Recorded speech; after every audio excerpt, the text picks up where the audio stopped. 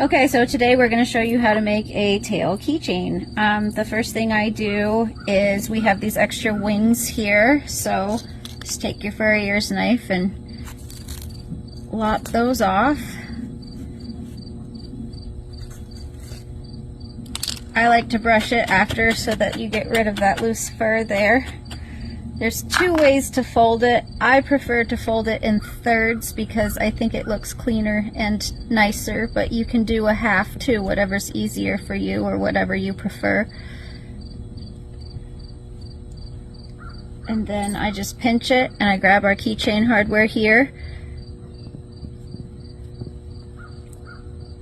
And I just kind of pull the leather up so that it's as deep as possible. And then we use our pliers here and just crimp those teeth on each side. Give her a nice little brush again. There you go.